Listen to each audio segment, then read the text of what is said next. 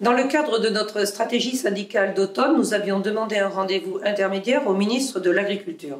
C'est chose faite cet après-midi. Il a réuni l'ensemble des syndicats agricoles, l'ensemble des interprofessions, pour faire le point sur les grands sujets du moment, et notamment le voyage en Chine et ce qu'on peut en attendre, la loi alimentation et les accords commerciaux. Sur le voyage en Chine, la délégation française agricole était forte. Nous avons pu le voir sur les écrans de télé et dans les journaux. Être accompagné des responsables des filières bovines, porcines, laitières et volailles est bénéfique. La Chine attend beaucoup de l'agriculture française et demandeuse de produits français, tracés, sanitairement irréprochables et de qualité. Et dans ces différents domaines, il y a des possibilités importantes. Le domaine le plus attendu, c'est bien sûr le secteur de la viande bovine, où ça peut représenter une perspective d'embellie des cours, si nécessaire pour les producteurs. Voilà pourquoi nous avons demandé à ce que les agréments des abattoirs pour exporter vers la Chine puissent être faits le plus vite possible par les services sanitaires français. En matière de porc, c'est la possibilité de zoner géographiquement pour pouvoir continuer à exporter s'il y avait un pépin sanitaire. Ça sera opérationnel en 2020. En matière avicole, c'est bien sûr réouvrir la possibilité d'exporter des volailles et il a été mis dans le même lot le foie gras, ce qui est de bon augure pour la filière foie gras française. En matière laitière, les produits sont renommés et l'ouverture d'un magasin prestigieux avec un volet démonstration et un volet cuisine permettra aussi d'accoutumer les Chinois aux produits français.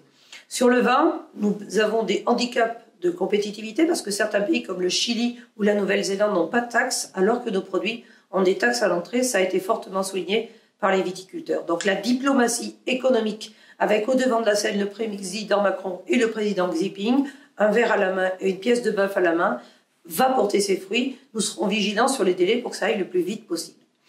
Le deuxième temps a été sur les rétorsions imposées au secteur viticole, notamment par les USA, et l'impact économique énorme pour le secteur viticole français, notamment pour les vins de moins de 14 degrés qui sont les plus touchés. Jérôme Despé a rappelé l'impact énorme et la nécessité de compenser.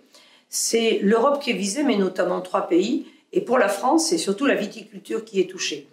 Nous avons donc souhaité qu'il puisse y avoir le déploiement d'un certain nombre de dispositifs de promotion, de compensation pour les producteurs français, pour passer ce cap-là et puis continuer à négocier pour que les Américains ne puissent pas continuer ces mesures de rétorsion unilatérales qui pénalisent énormément ce secteur-là.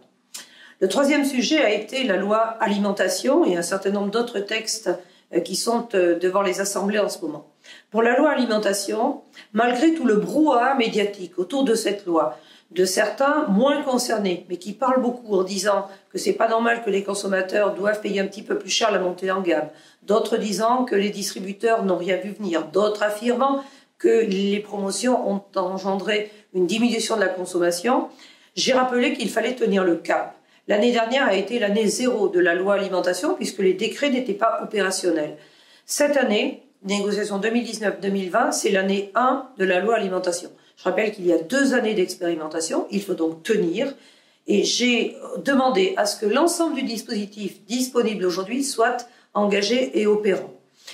La contractualisation, la référence au coût de production pour construire des prix en marche avant, pour tordre le cou à ce vilain mot du ruissellement, la possibilité aussi d'avoir un seuil de revente à perte efficace pour éviter de taxer plus les produits alimentaires français. Mais on voit bien qu'un certain nombre d'industriels ou qu'un certain nombre de distributeurs ne sont pas d'accord. D'où l'importance de notre action syndicale du 27 qui zoome en direction de ces opérateurs pour que les engagements des États généraux, plus de retour de prix aux producteurs, soient réellement tenus. J'ai apprécié que le ministre de l'Agriculture dise qu'il tiendrait sur les orientations de la loi, mais je sais que j'ai besoin d'un réseau fort, FNSEA et JA, pour que cet engagement-là puisse être tenu et que les distributeurs soient au rendez-vous. Le comité de suivi des relations commerciales aura lieu le 5 décembre. Nous ferons le point. Et puis nous avons rappelé qu'il ne fallait pas entretenir des distorsions de concurrence comme la France a trop l'habitude de le faire en créant des taxes et des normes supplémentaires. Je vais bien sûr parler des taxes supplémentaires, mais aussi des zones de non-traitement où la France se distinguerait en créant ces zones-là. Les annonces sont prévues pour début décembre. C'est donc l'occasion de rappeler pas de distorsion, pas d'interdiction sans solution et surtout arrêter ces accords commerciaux qui laissent venir sur notre territoire des produits qui ne remplissent pas du tout les mêmes règles mais qui sont nos principaux concurrents qui tirent les prix vers le bas.